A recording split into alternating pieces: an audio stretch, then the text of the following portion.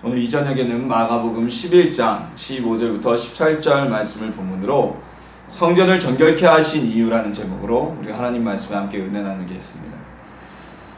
우리가 교회를 무엇이라고 정의할 수 있을까요? 교회라는 정의에는요 여러 가지 정의가 있습니다. 무형적인 정의, 그렇다면 하나님의 나라, 또 하나님의 나라의 백성인 성도들의 모임이라고 칭할 수 있고요. 유형적인 정의를 내리자면 우리가 이렇게 예배드리는 예배당 건물, 그리고 지역에 위치한 에셀나무 쉼터교회 같이 지역에 위치한 지역교회를 보고 우리가 교회라고 얘기할 수 있습니다. 어떤 무형적인 존재의 교회가 아니라 우리가 유형적인 모델로서, 이 지역교회의 모델로서 우리가 가장 처음에 볼 수 있는, 명확히 알 수 있는 것은 무엇일까요? 바로 예배드릴 수 있는 건물의 유무에 따라서 그 교회가 있구나 없구나 이런 얘기를 하죠. 우리 교회처럼 삼양로 39-1번지에 에셀나무 쉼터교회라고 간판이 걸리고 또한 하나님께 예배드리는 장소가 따로 구별되어져 있어요. 그럼 지역교회를 얘기할 때는 삼양로에 기름동에 에셀나무 쉼터교회가 위치하고 있다라고 얘기를 하죠. 근데 만약에 교인들의 모임은 있어요. 성도들 간의 모임과 나눔은 있지만 그 모임을 위한 예배드리는 장소가 따로 있지 않다면 그것은 어떤 성도들의 모임, 선교회, 선교단체는 될 수 있지만 교회라고 우리가 부르기는 어렵습니다. 그래서 어떤 예배가 드리는 장소가 지역교회를 위한, 지역교회 존재를 위한 필수적인 조건이 될 수도 있어요. 신약성서 시대, 고린도전서나 갈라디아서가 기록되는 이 초대교회 시대에도요, 오늘날처럼 따로 어떤 예배드리는 장소, 예배 건물로서의 교회는 없었지만 예배를 드리는 장소로서의 교회의 모습은 분명히 있었습니다. 왜냐하면 성도들의 집 한 곳을 정해서 그곳에서 예배를 드린다거나 이런 예배드리는 공식적인 모임의 장소는 있었거든요. 만약에 핍박이 오면 다른 곳으로 모임을 옮길지라도 성도들이 모여서 예배드리는 장소가 존재했죠. 그래서 초대교회라고 하더라도 그들이 성도들의 모임만 있었던 것이 아니라 분명한 예배드릴 수 있는 모임의 장소가 구분되어져 있었습니다. 자, 오늘날 신약의 이 교회는요, 우리가 알고 있는 구약의, 오늘 신약의 교회와 대비되어지는 구약의 성전과 닮았으면서도 비슷하면서도 다른 기능적인 차이가 있습니다. 그래서 무엇이 닮았을까요? 첫 번째로는 하나님께 예배를 드리는 장소라는 공통점이 있죠. 오늘날 교회도요, 예배당도 하나님께 예배를 드리기 위한 모임이지 이곳이 무슨 친교의 모임이라거나 아니면 이곳에서 무슨 장사를 하기 위한 사업적인 모임이 아닙니다. 구약의 성전은 말할 것도 없습니다. 그곳은 다른 어떠한 모임도 있을 수 없었고 오로지 하나님께 제사를 드릴 수 있는 유일한 장소, 하나님께 제물을 드림으로 인해서 속죄를 받을 수 있는 유일한 장소가 바로 성전이었습니다. 그리고 오늘날 우리가 예배를 드리면 이 자리에 성령님이 임하신다고 우리는 바라보죠. 오늘날 지금 이 시간에 우리가 예배 드리면서도 찬양할 때 우리의 찬양을 우리가 듣고 즐거워하는 것이 아니라 하나님이 받으시고, 우리가 이 시간 예배 가운데 하는 기도를 누가? 하나님이 받으시죠. 우리가 이 시간 부르는 찬양을 내가 듣기 좋게 한다, 옆 사람이 듣기 좋게 한다, 그거는 콘서트지 예배가 아닙니다. 우리는 그런 의미로 모인 게 아니잖아요. 하나님께 우리의 찬양을 드리고 하나님께 우리의 기도를 올려드리고 하나님의 영이 이 자리에 성령님이 임하셔서 우리의 기도를 들어주시고 우리의 아픔을 치료하시고 우리의 문제를 해결해 주시는 하나님과의 만남의 장소가 바로 이 예배의 장소죠. 구약시대의 성전도 마찬가지였죠. 하나님의 임재의 장소, 이 땅에, 이 지구상, 세상 가운데 유일하게 하나님이 공식적으로 임재하신 하나님의 집이라는 이름으로 성전은 불리웠습니다. 오늘날 교회와 성전은 이런 비슷한 공통점이 있습니다. 그러나 오늘날 예배당과 교회와 구약의 성전은 다른 점도 많이 있습니다. 오늘 우리 교회는요, 우리가 예배당이라고 부릅니다. 쉽게 우리가 어떤 구약적인 의미에서 구분하기 위해서 성전이라고 여러 예배당이 있는 교회에서는 무슨 성전 이렇게 불리기도 하죠. 근데 그게 정확하게 성서적으로 맞는 의미가 아니에요. 이제 지구상 어느 곳에도 성전은 존재하지 않습니다. 그래서 오늘날 몇몇 교회들은요, 채플이라는 용어를 사용하기도 합니다. 무슨 채플. 어떻게 보면 그 의미가, 채플이라는 의미가 예배당의 의미가 있기 때문에 좀 더 명확화된, 어떻게 보면 좀 더 성서적인 의미에 가까운 명칭이라고 볼 수도 있어요. 근데 채플이라는 용어 자체가 외국어이기 때문에 그것도 우리가 좀 한번 어떻게 교계에서 순화시켜서 우리에게 가장 좋은 의미가 무엇일까 한번 생각해 볼 여지가 있긴 합니다. 어찌되었건 구약에는 성전이 있었지만 오늘날에는 예배당이 있습니다. 자, 단적인 면으로 구약시대의 성전은 전 세계적으로 단 한 군데 예루살렘에밖에 없었고요. 성전 이전 시대인 성막 시대에도 성막 한 곳만이 있었지 다른 곳은 지구상 어느 곳에도 하나님께 예배드리며 하나님께 속죄를 받을 수 있는 장소는 존재하지 않았습니다. 하나님께서 구약시대 이스라엘 민족의 산당 제사를 싫어하신 이유가 바로 여기에 있습니다. 물론 산당 제사에는 우상 숭배의 모습도 섞여져 있었지만 그들이 각각 지역의 제사장을 세우고 산당에서 하나님께도 번제를 드렸는데요. 하나님이 이걸 용납하시지 않은 이유는 유일한 예배 장소는 예루살렘밖에 없었기 때문에, 성전밖에 없었기 때문에 하나님이 그들의 제사를 받지 않으시고 오히려 그들의 산당 제사로 인해서 이스라엘과 유다를 멸망하게 하셨던 것입니다. 그러나 오늘날에는 어떻습니까? 이 지구상에 예배당은 수도 없이 많습니다. 셀 수 없이 많습니다. 우리나라만 하더라도 예배당은 어마어마하게 많습니다. 이제 누구나 모든 곳에서 하나님께 예배를 드릴 수 있습니다. 어떤 건물이 신격화된 게 아니고 장소가 신격화된 게 아닙니다. 우리 교회도 이곳에서 예배를 드리다가 우리 교회가 부흥을 해요. 다른 곳으로 이전을 해요. 그러면은 그곳이 바로 하나님께 예배드리는 예배당이 되는 것이고요. 우리 성도들이 모여서 함께 예배를 드립니다. 그럼 그곳이 하나님께 예배드리는 예배당이 되는 겁니다. 야외 예배를 드리고 그럴 때는 밖에 나가서 예배를 드리잖아요. 공원에서 예배를 드리기도 하고, 그럼 그곳이 하나님께 예배의 장소가 될 수가 있는 것이죠. 구약에는 유일한 예배 장소로 성전이 있었다는 것. 그러나 오늘날에는 어느 곳에서나 하나님께 예배드리는 장소가 바로 예배의 전이 될 수 있다는 것. 그 차이가 있고요. 또 하나의 차이는요. 구약 성전에는 유대인 외에는 그 누구도 들어갈 수가 없었습니다. 그래서 솔로몬 성전 밖에 보면 이방인의 뜰이라는 곳이 있었는데요. 유대인이 아닌 이방인들은 이방인의 뜰까지만 와서 하나님을 섬길 수가 있었어요. 성전 안에는 이방인은 누구도 들어갈 수가 없었습니다. 그런데 오늘날은 어떻습니까? 오늘날 교회, 예배당에는 인종이나 성별이나 어떤 사회적 지위의 차이로 누가 들어오고 들어오지 못하는 차별이 있는 곳이 아닙니다. 어떠한 차별도 없습니다. 만약에 어느 교회에서 신분 차별을 두면서 하나님께 예배드리는 예배당 출입을 막는다면 그곳은 하나님과는 전혀 상관이 없고 관계가 없는 곳입니다. 오늘날 예배당은 신분이나 지위고하나 재산의 많고 적음이나 성별로 인해서 아니면 어떤 정치적인 성향의 차이로 해서 차별되지 않고 누구나에게 열려져 있는 곳입니다. 자, 그리고 또 하나의 장소는, 또 하나의 차이는 이런 거죠. 구약의 성전은 오로지 하나님께 제사와 번제만을 드리는 장소로 사용되었고 하나님을 위한 장소로만 사용되었지만 오늘날 예배당의 의미는 좀 더 우리가 자유롭습니다.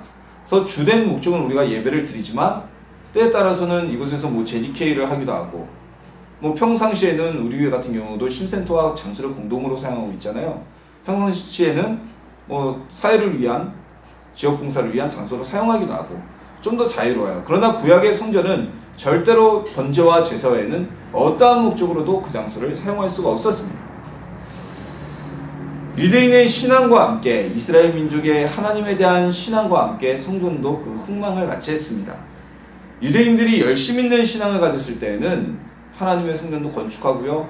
그 성전에 낙후된 곳도 다시 리모델링하고 수리를 했지만 유대인들이 우상숭배에 빠져서 여호와 하나님께 대한 신앙이 타락해 있을 때는 그들의 성전에 대한 관심도 사라지고 성전 역시 퇴락되어지는 모습을 보이고 있었습니다. 이제 예수님께서 이 땅에 오시고 우리를 위한 십자가의 사역, 십자가에서 죽으시고 3일 만에 부활하셔서 모든 인류의 죄를 고백하기만 하면, 믿음으로 고백하기만 하면 모든 사람들의 죄를 사함을 받는 구원 사역을 완성하신 이후에 이제 성전의 기능은 더 이상 필요가 없어지게 되었습니다. 그래서 예루살렘 성전도 더 이상 존재하지 않고 소멸하게 되었죠. 완전히 파괴되었습니다.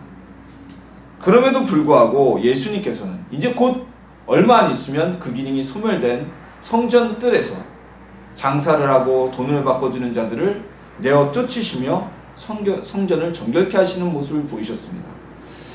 왜 예수님께서는 곧 기능이 소멸되어지 이 성전을 정결하는 모습을 보이셨을까요? 예수님의 오늘 본문에서 보이신 행동이 우리에게 주고자 하시는 메시지를 이 시간 나누고요. 우리의 성전 역시 깨끗하게 정결하게 하는 시간이 되기를 주님의 이름으로 소망합니다. 자, 첫 번째로 예수님께서 이 성전에서 장사하고 돈 바꾸는 자들을 쫓아내신 이유는 이들이 하나님을 자신들의 이익의 수단으로 활용하는 모습을 보였기 때문입니다. 하나님은 수단이 될 수가 없습니다. 우리의 이익을 위한 수단은 더더욱이 될 수가 없습니다. 그럼에도 불구하고 많은 사람들이, 심지어 많은 성도들이 하나님을 나의 응답을 위한, 출세를 위한, 부자가 되기 위한, 병을 고치기 위한, 마음의 위로를 받기 위한 수단으로 이용할 수 있습니다. 자, 하나님은요, 우리가 따라가야 될 목적입니다. 우리 그리스도인의 삶의 목적이 무엇입니까? 우리의 삶의 목적은요, 예수님처럼 살아가는 겁니다. 예수님을 닮아가는 겁니다. 그것이 우리의 삶의 목적입니다. 우리는 하나님을 닮는 모습을 따라가는 것이지 결코 하나님을 우리 이익을 위한 수단으로 사용해서는 안 됩니다. 하나님의 모습을 닮아가고자 기도하며 말씀대로 따라 살다 보면 우리의 삶 속에는 하나님이 주는 축복으로 인해서 풍요와 건강과 그리고 마음의 평안이 주어지게 되는 것입니다. 하나님은요, 누구십니까? 하나님은 이 세상을 지으신 창조주이십니다. 우리를 지으신 창조주이시고요, 우리를 위해서 그 아들을 죽음까지 내놓으신 사랑의 하나님이십니다. 그리고 예수님을 믿는 자들마다 누구나 다 우리를 의롭다고 칭해주신 은혜의 하나님이십니다. 이런 위대하고 거룩하신 분이기 때문에 우리는 우리의 목적을 가지고 하나님을 수단으로 이용해서는 안 됩니다. 자, 오늘날에도요, 어떠한 권력자 아니면 통치자들의 이름을 팔아서 자신의 이익을 챙기고자 한다면 그게 발각되면 그 사람은 처벌을 받게 됩니다.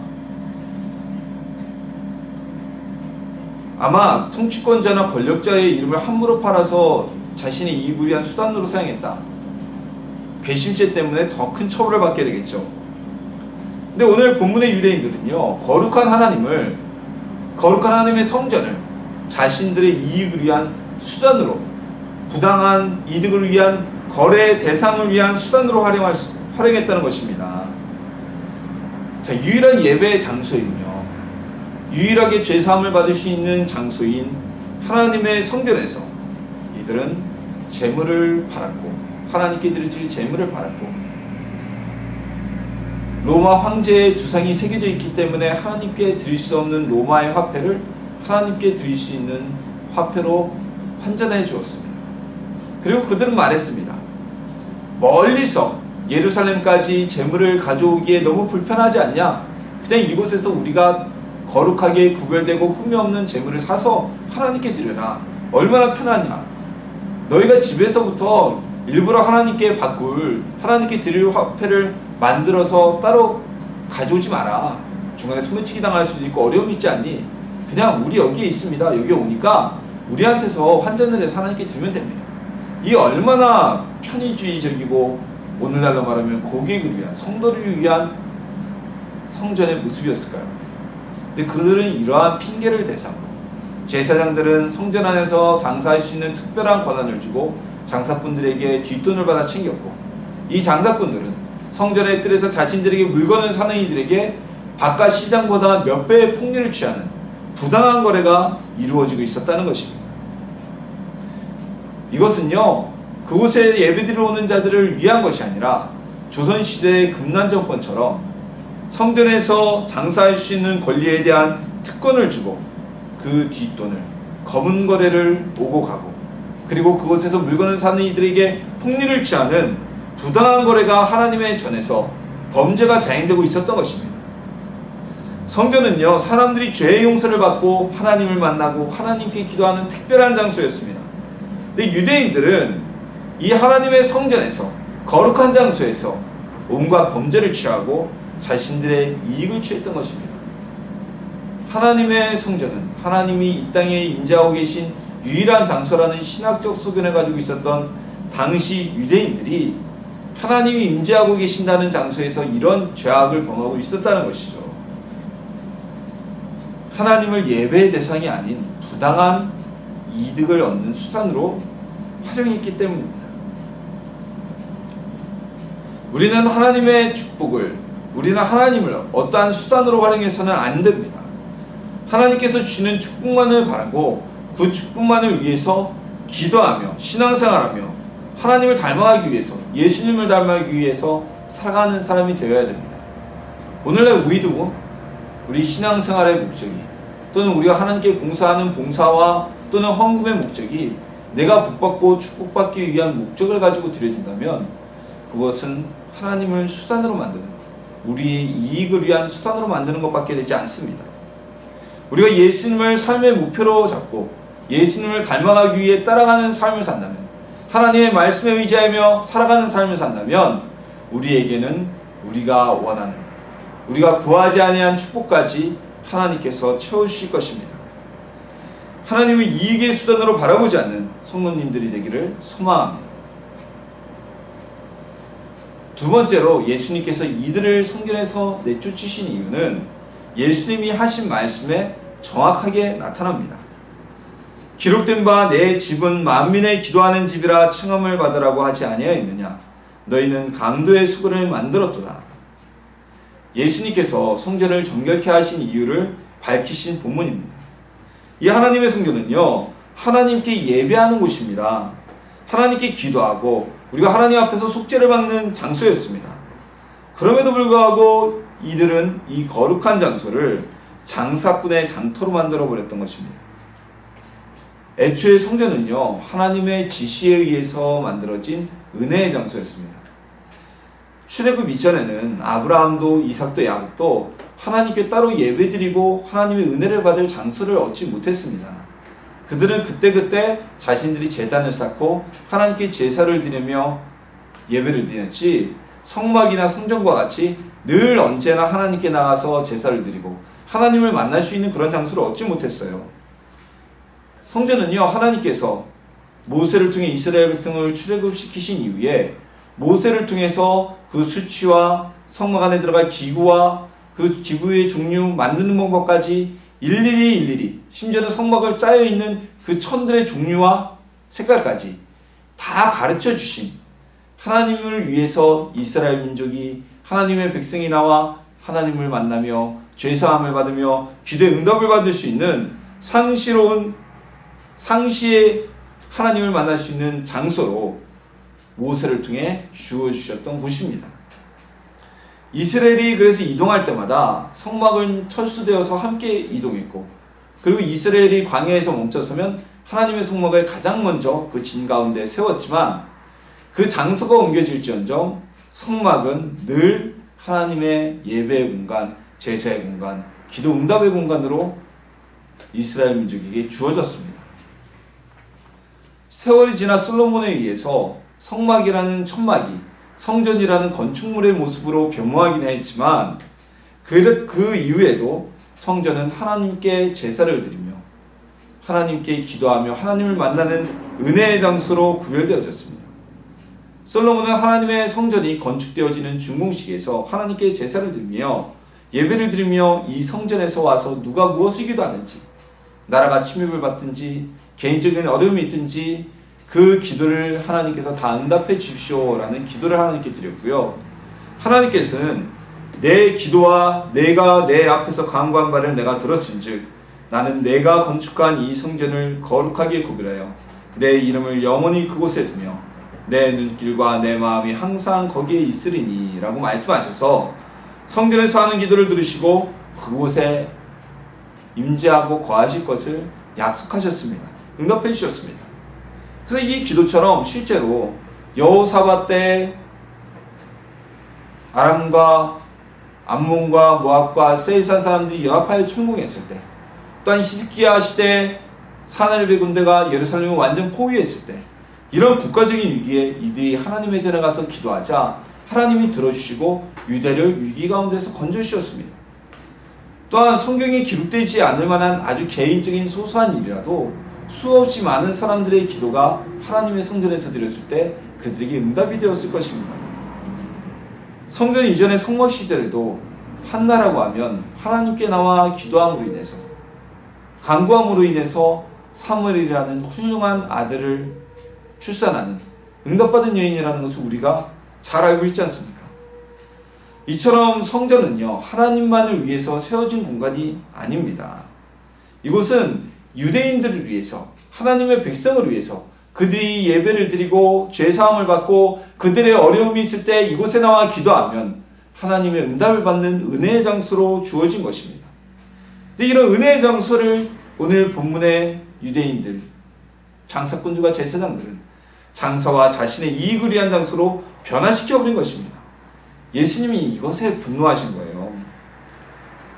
사랑의 예수님이셨지만 심지어 살인자까지도 강도도 용서하시고 또는 세리도 용서하시고 가늠하다 현장에서 붙잡힌 여인도 용서하신 예수님이셨지만 성전에 하나님의 성전을 기도하는 집이며 하나님을 만나는 그 장소를 더럽히고 있는 이들 앞에서는 그 분노를 참으실 수가 없었던 것이에요. 그래서 채찍을 들어서까지 상을 뒤집어 엎으면서까지 성전에서 장사꾼들을 내어 쫓으시고 돈을 환장하는 이 불의한 자들을 내어 쫓으신 것입니다.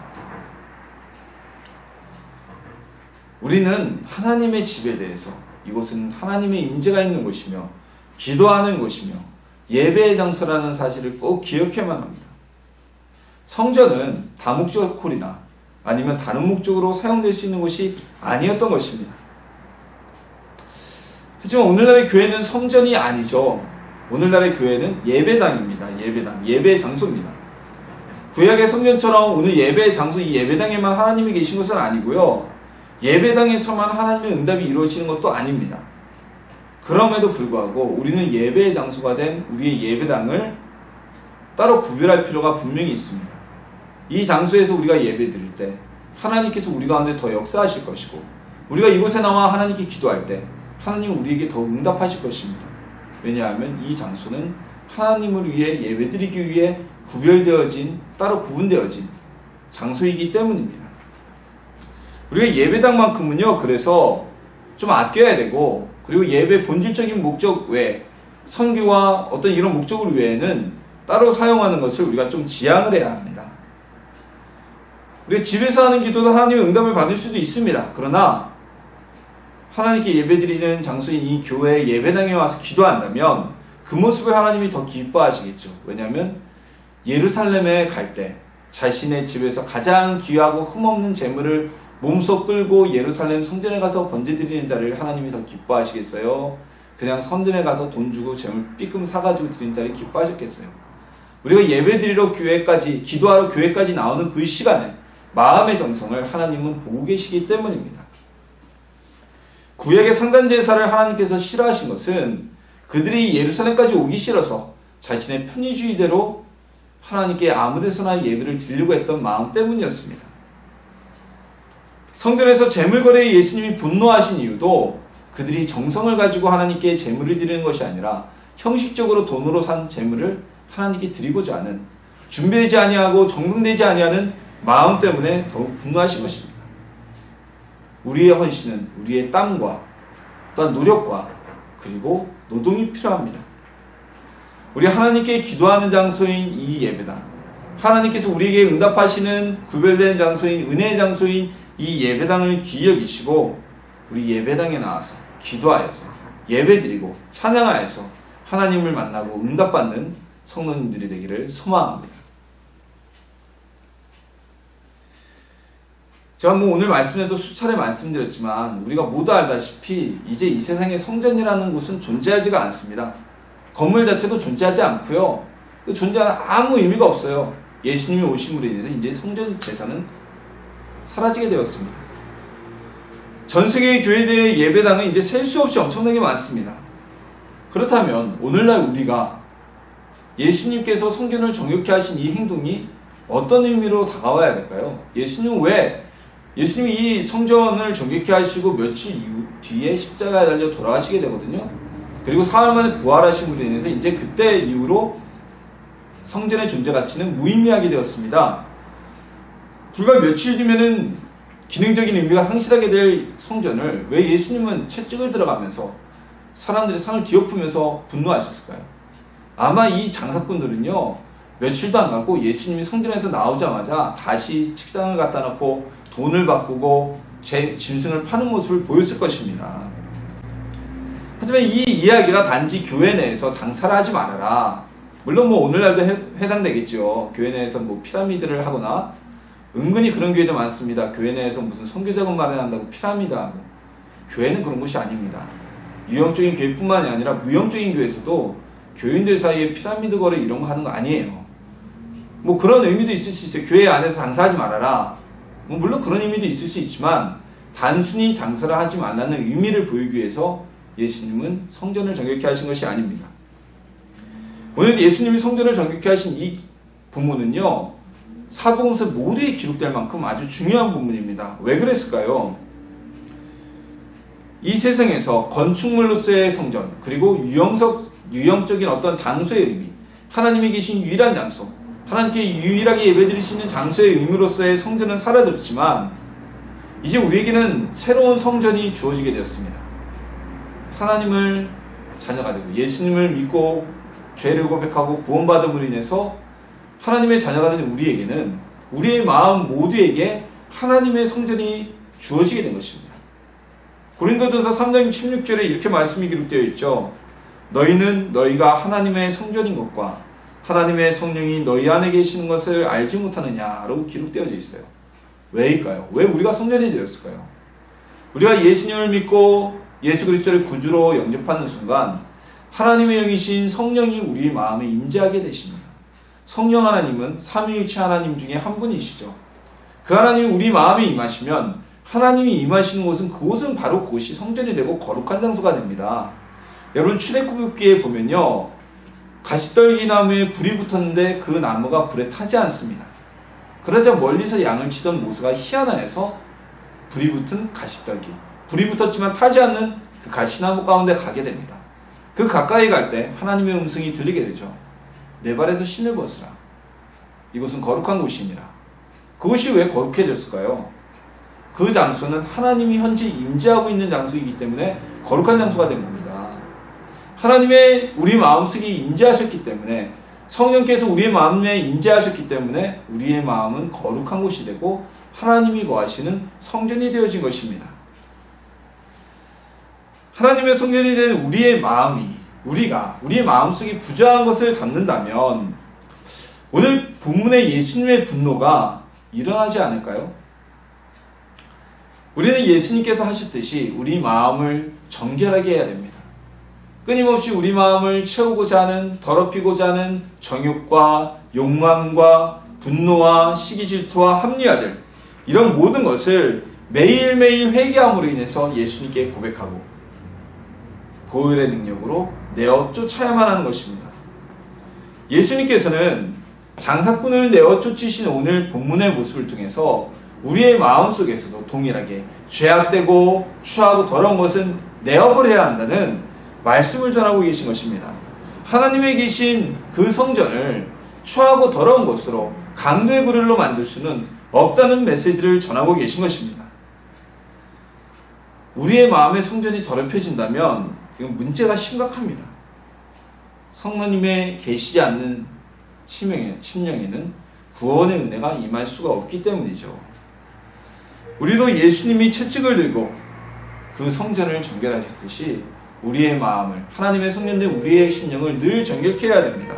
어떻게 해야 될까요? 성령님의 조명하심을 받아야 돼요. 왜요? 성령의 조명하심이 아니면 우리는 우리의 죄악을 깨닫지 못합니다. 나도 모르게 정말 죄인 것을 죄로 깨닫지 못하고 살아가게 됩니다. 성령의 조명하심을 받아서 매일매일 철저하게 회개를 해야 됩니다. 그래서 우리의 마음을 오염시키는 죄들을 예수 그리스도의 보혈로 내어 쫓고 깨끗함을 받아야 됩니다. 우리의 이성과 생각은요, 제사장이나 이 장사꾼들이 돈을 좋아했듯이, 그리고 자신들의 행위를 합리화했듯이 늘 적당히 타협하려고 합니다. 하나님께 번제드리며 제사를 지내러 오는, 예배를 드리러 오는 사람들에게 편의를 제공한다는 명목으로, 이것은 모두에게 좋은 일이야, 저들은 하나님께 번제드리기 편해서 좋고 우리는 이 돈으로 이익을 취해서 좋고라는 합리화를 가져오게 됩니다. 그러나 우리 신앙에는 합리화라는 건 없습니다. 타협도 있을 수가 없습니다.